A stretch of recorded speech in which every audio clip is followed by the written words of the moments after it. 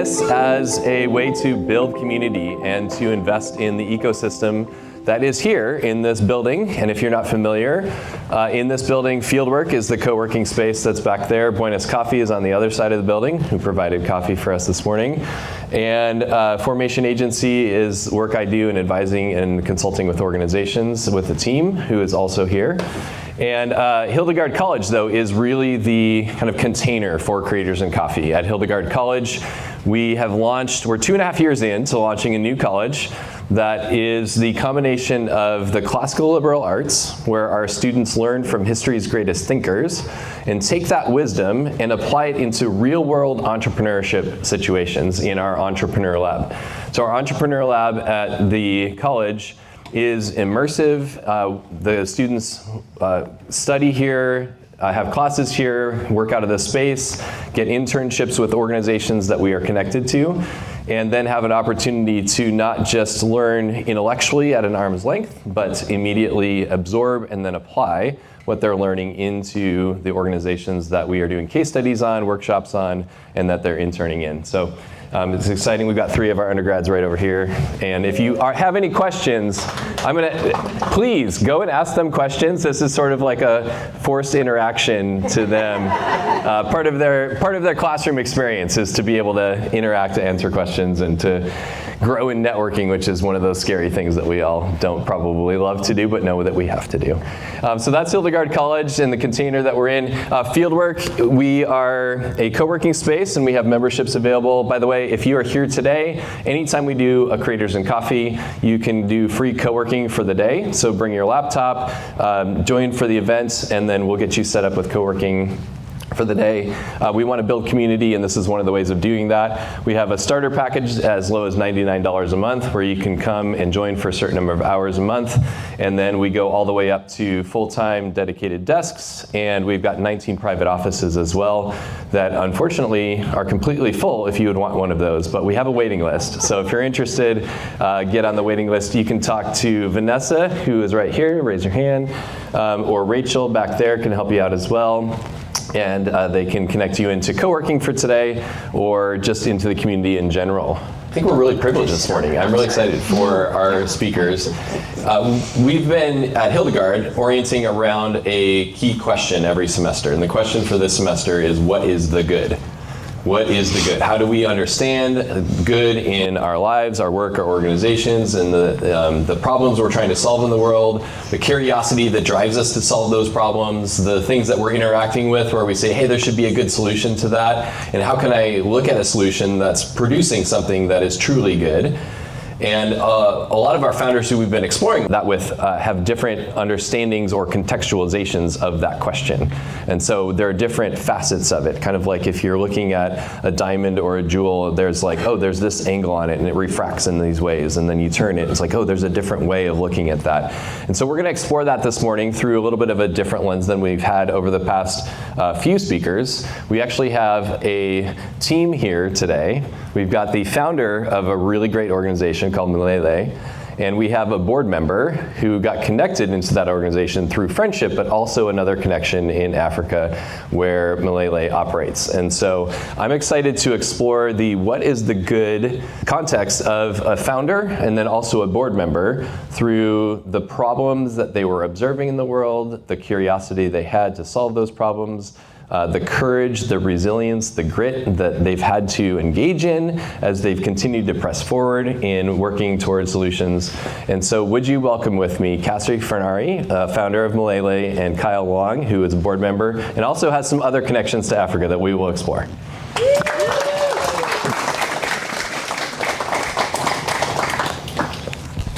So Cassie, I'm going to hand this to you to start. Why don't you just give us the overview, the 3 to 5 minute like elevator plus pitch on Milele International. Great. Yeah, my name is Cassie Furnari. I'm the founder and executive director of Milele International. We work in Western Kenya. And Milele is a rehabilitation center for teenagers, specifically boys living on the streets in Kenya. So these young men are going to the streets for a variety of reasons, from neglect, poverty, abuse, tribal things, cultural things. and they're finding themselves on the streets. They're teenagers living on the streets, getting exposed to violence and addiction. And by the time that they grow up a little bit, by the time that they reach their 20s, there's a really low chance that they're making it off the streets alive. And so Milele comes in, intervenes, and provides a rehabilitation center for these young men. The beautiful thing about this is that a lot of these boys, they have family members, and so our goal at Milele is to get them reconnected and rehabilitated back into their family. So then they go back into their family and create change within their communities and their families. Yeah, at Milele we provide counseling, trauma-informed counseling, rehabilitation, life skills, discipleship, education. Our model is pretty simple. We rescue boys from the streets, we rehabilitate them physically, spiritually, emotionally. We empower them with life skills and education, and then we reintegrate them with their families and communities. So we've been doing this for a few years, and it's grown and expanded and just become a really beautiful thing. Where do you do that? Where do I do? Yeah, where do the boys go? How do you do the rehabilitation, all the programming? So over the past few years, we have had a rental rehab center. We've just rented this facility, and because of this demographic that we work with, neighbors and community members don't like us very much. They kind of see these boys coming into their community, and this demographic is not looked upon highly. So we have had a really hard time securing safe and stable facilities for them. So over the past few years, we have actually purchased our own land, 10 acres of land, to build our own rehabilitation center. And in February, we had our grand opening of this new rehab center, and Kyle got to come and be a part of that. Amazing, beautiful. Kyle, give us your connecting story, maybe with some context for why you are interested in joining, other than being friends with Cassie and Jacob. Yeah, I mean, that is a big piece. I think I've known Cass for over 17 years. I was thinking about this morning, so it's a long time. And I think, from friendship to board member, it's like you can't always make that connection, but there's so many little moments in life that things open, you get adjacent to exposure, and now it's like, oh, it makes so much sense that I'm supporting you in this capacity, but I wouldn't have seen that 10 years ago or been able to make that connection. But I think it started as a genuine, to the topic of curiosity, of being a friend who's doing more than just like, you're awesome, I support you, like asking questions.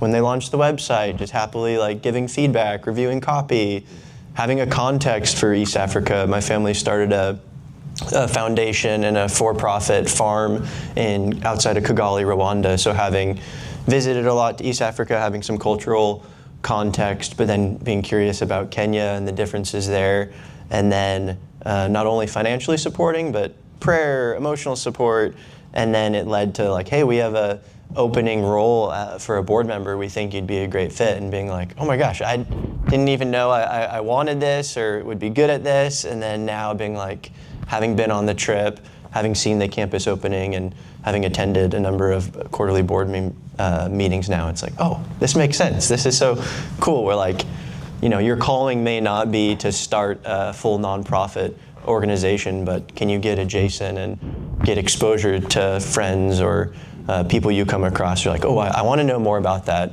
I want to be a part of this and see where it takes you. I wanted to get an understanding. So that's great context, first of all. Thank you. How long have you been on the board, Kyle? Since September. So I think, so pretty near. Half a year. With that kind of your context, I'm curious, both of you, to answer this question separately. The idea of what is the good? Like, how do you think about that? Just philosophically, obviously you're doing good, but how do you, what are the facets of that? Even getting maybe into a little bit of how do you measure that? How do you quantify or qualify knowing that good has been produced from the work that you're doing? And how do you think about that from a founder? And then how do you think about that even as a board member? Because one of the things that we often explore when we're working with startup founders is the dynamics of roles between founders, other team members, and then board members, and how we kind of navigate the evidence of success of, especially in these early stages of startup founding, what are the evidences that good is being produced, and are you on track to continue toward that mission fulfillment? So let's start with Cassie and then move to Kyle. I think there's a lot for this one. A lot to- Yeah. I would say, just initially, what is the good that I see at Milele? The good is they're coming into a place where they can find hope and healing. And frankly, the reality is the good is that they're not dying on the streets. That is really, really good. That is pretty amazing that we've been able to get these boys into education and employment, and the trajectory of their lives is completely different. That is really good. I think that the family aspect for me is a huge part of what is the good at Milele. We get the opportunity to reconnect families, to reconnect broken relationships. Some of them are not broken. Some of them are just, need support and some economic support and help in that area. But the root causes of them going to the streets is really what we're after. We're after preventing more kids from going to the streets. And the reality is that these young boys are going to become fathers and husbands one day. And so the good is that we are helping prevent more of this from happening, starting at their homes and at their families and at the community level.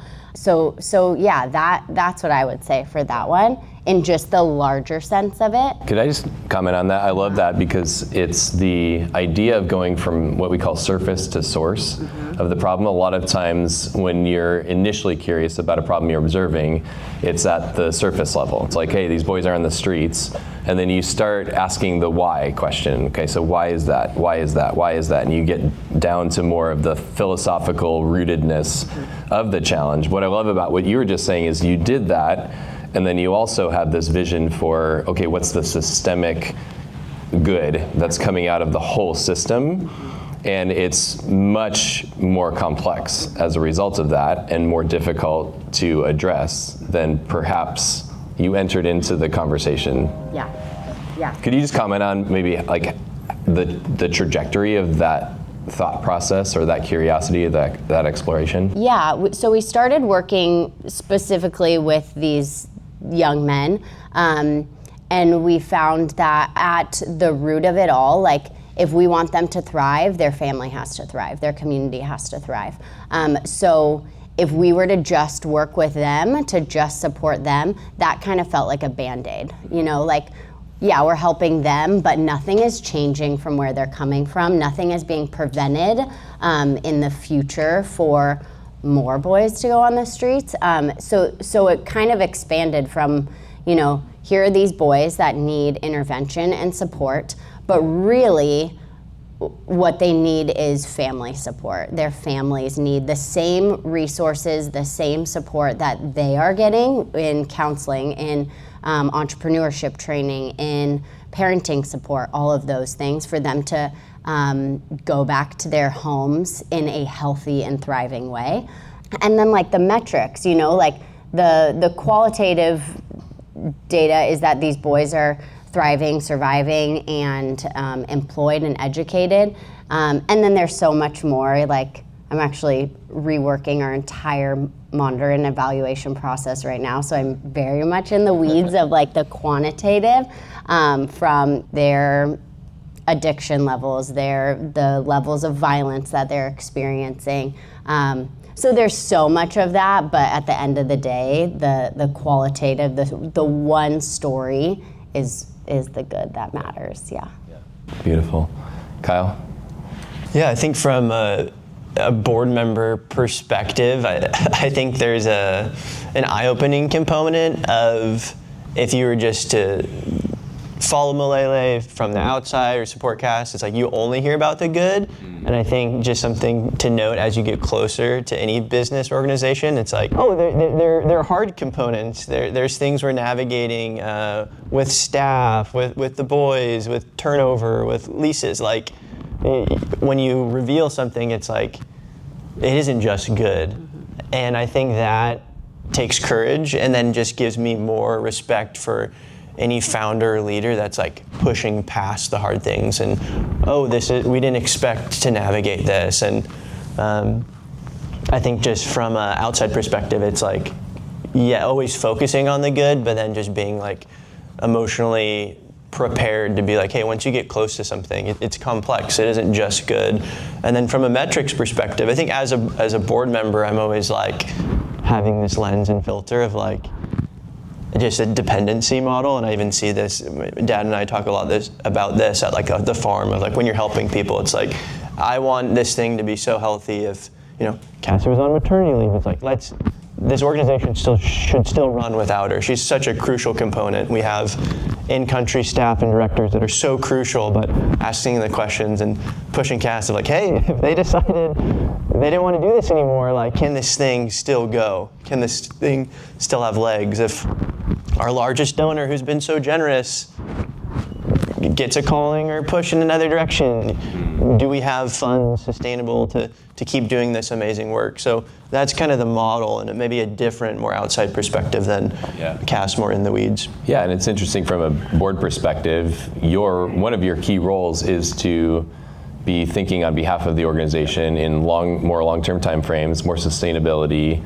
From that governance perspective, you're supposed to be asking those really key questions that maybe is challenging for Cassie and some of the more hands-on staff to be seeing for themselves because they're so much in the day-to-day. And I'll say to the component of like what is the good of it's undeniable. Like having been there in February and actually now growing the personal relationships when you meet a boy, like we love to talk about him, but this boy Jude, he was on the streets, and then he went through testing, standardized testing in Kenya, and had like 0.01 per, like one of the top scores in all of the country. And it's like when you see what support and empowerment around somebody and just seeing them thrive, it's like that gets me fired up. And that's like one example of now having this graduated kind of alumni class, like something on the last trip that I was pushing and like encouraging Cass to continue thinking about is like an alumni network. We now have like, it's cool for us to encourage them, but for them to see someone from their community, someone from their cultural context that maybe they even had relationships with on the streets being like, I'm day 4 into this new program, but my buddy's now 4th year of medical school or working at the mechanic shop. Like that is good. That's encouraging and inspiring in ways that like we can never speak into. Yeah. Let's follow that a little bit because I want to hear more about some of those challenges that you referenced. And it's like a lot of times when we're looking at organizations from the outside, especially in an Instagram culture, everything can seem like, oh, it's amazing, everybody's doing fine, we're great. And there's the reality that no, it's really challenging. There are real problems, there are real difficulties. So maybe Cassie, could you share, if you would be willing, maybe like a story of a challenge that you experienced where it was like really difficult, you had to rely on your community, and maybe how you maintained motivation working through that to continue to press into the good? Mm-hmm. Don't want to put you on the spot with something too vulnerable, but yeah, I'm sure there's a lot there. Yeah, more like in the personal side of it or weeds. What would you? Either one, whatever you'd be willing to share. I mean, I think it's helpful for our community to hear real stories from founders who are experiencing challenges. Yeah. And then like how you work through that, how you navigate through that from a founder perspective, maintaining motivation, courage, the resiliency, the grit to just carry on toward the mission. Yeah. We have incredible like in-country founders that I started this with, unbelievable. And they have just created like a really healthy culture for our staff. And working cross-culturally, if anybody has like there are definitely some challenges culturally, like just the difference in cultures, in funding, in all of those things. And so, there is also corruption that happens in Kenya and everywhere. And so I would say we have had a really healthy staff culture for like 8+ years. It's been pretty amazing with surprisingly little challenges. And last year we had one of our staff members steal from us, completely unexpected. It was a total shock to our management.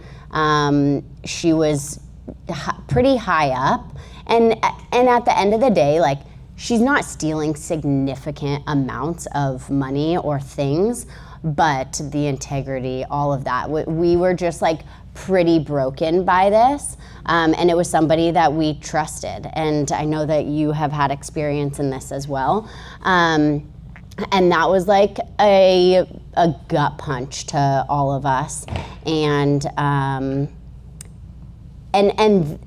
yeah, like, just super sad. It's so sad. And so that was a little bit of a wake-up call for us. We just put in like even more secure measures in place for some of those things, which unfortunately, like, we don't want to do, but that was the best decision for us. And then like the being together in community and processing it.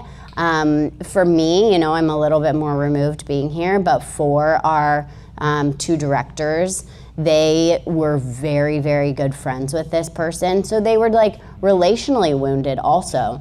So having community alongside of them and checking in on them, you know, like, they kind of had to keep this strong face and keep going, but really, like, personally they were wounded by this. So like, being in relationship, being in community, and then just like putting in more measures in place for us was something that kind of we had to move forward with. So that was a challenge, and I was actually on maternity leave during that. And so when they called and told me, they were like, we don't want to bother you, but this is what's happening.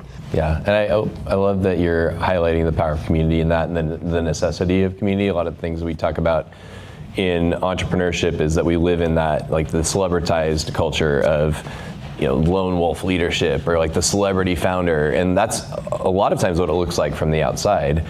But you've done a good job of building not only the in-country leadership team to complement you, but then also a community of support around you in the board and in others that you're willing to be vulnerable with and enter into some of those challenges with as well, which is really powerful. Kyle, could you talk about, I mean, maybe reflect on that as you maybe were interacting with that, or other observations that you've had along the same lines? Yeah, I mean, oddly too similar, and I don't want to make it just seem like, oh, this is a kind of East Africa nonprofit problem, because there's so many examples of U.S. companies and moral failures and leadership toxicity that hurts a culture, and how do you come back from that? And so it's unfortunately not unique, but yeah, a very similar situation, but maybe a redemptive story to share. Of, we had a similar situation where, switching context, to the farm outside of Rwanda, of employee, senior leader taking advantage and stealing and kind of taking his own law, and the whole team knew about it, and there was kind of, you know, like, that, if that's the leader, what does that mean for me? And then on our last trip, it's like he's now at a different farm, and we're partnering with them. We're having them grow some of the crops that we're buying from them to export to the UK. And I was like kind of against it, like, this is the guy that did it. And then the team was like, no, I feel like he's matured a lot, he's learned his lesson, and like their willingness to like forgive this person and still like work and like still, you know, still be discerning, and, you know, is this the right person? Like, we have to be mindful of the past, but also like, let's not just hold on to that. If this person's grown, like, we can work with them, and our incentives are aligned, let's give them a second chance. Like, that was personally very moving, where I felt more hurt and judgmental, and then the in-country team was like, yeah, let's do this. So that an example of similar, but then maybe kind of a redemptive lens for that specific example. Yeah, that's great. Thanks for sharing that. In those processes, I'm hearing you say community can be the kind of carrier of encouragement, motivation. Are there other ways that, Cassie, you've equipped yourself as a founder, a leader, to maintain the alignment and the strength toward mission fulfillment when things are challenging and you experience some of these tragic instances? Yeah, I mean, I have a great board, a really great board that's super understanding, super supportive. I have really great friends that have been a part of Milele for a long time. So while maybe they've not been there or get everything, they really deeply understand my heart around it and know a lot about Milele. And then I'm also connected to other nonprofit founders, and that has been, I think, in this field, probably in any field of work, for Kyle, when he's around sales executives, I don't get that, but and he might not get the nonprofit executive. But being in community with other people that are in similar fields and get it has been really powerful. So next Friday, I'm meeting with my 20 other nonprofit executive directors and founders, and I am so looking forward to that because they get these challenges, they deeply understand it. And I think that I can go to my friends and go to my family and different things, but those people really do deeply get it. Yeah, I'm glad you mentioned that. In fact, I was just on a peer circle call before this, 7:30 time, and I was knowing I'm prepping for this, I'm no, I've got to make that because I know I'm going to be with people who understand what I'm uniquely experiencing in the role that I'm in.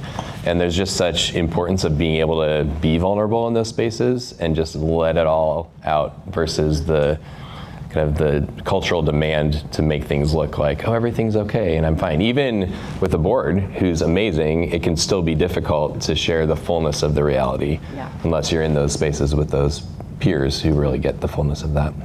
Yeah, it's really helpful.